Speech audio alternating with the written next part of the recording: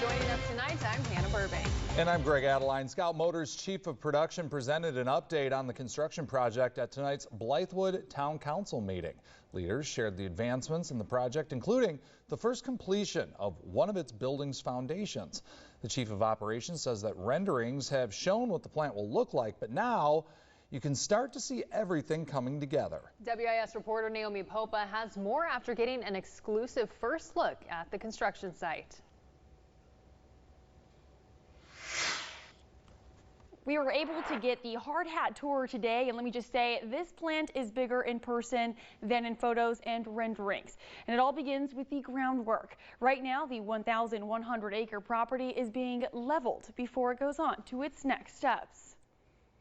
It's called mass grading. Construction workers are currently repurposing soil in higher plots of land on the property and moving it to lower plots to ensure the land is even throughout. This is an essential and time-consuming project that requires lots of equipment. The cost of this step is covered by the state as part of the $1.3 billion incentive package Governor Henry McMaster signed. Theo Brockhouse, the director of plant construction, says this step is crucial for the height and support of the buildings, but not all of it will be done at once. The whole side is inclined and the north end is higher, much higher than the south end, and we have to balance the whole sides to have a table flat whole pad where we can build the buildings, because we can't have a difference in height between one and the other building. The next step, soil stabilization. Brockhouse showed me where 300,000 holes are dug into the ground.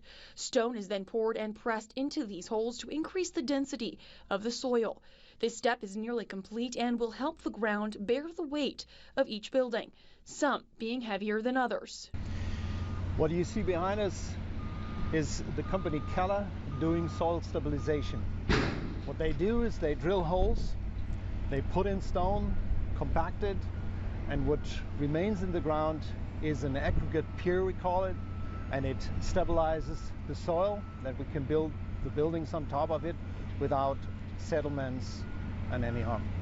As for the completion date, the Chief of Production, Dr. Jan Spies, tells me they plan to complete the shell of the building this year and in 2025 begin filling it with all of the equipment they will need.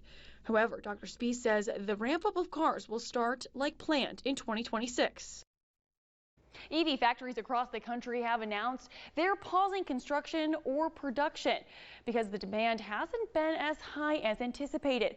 But Dr. Spies says they are selling more than just a vehicle. He's confident in demand here and the future production rate of this new plant in Blythewood.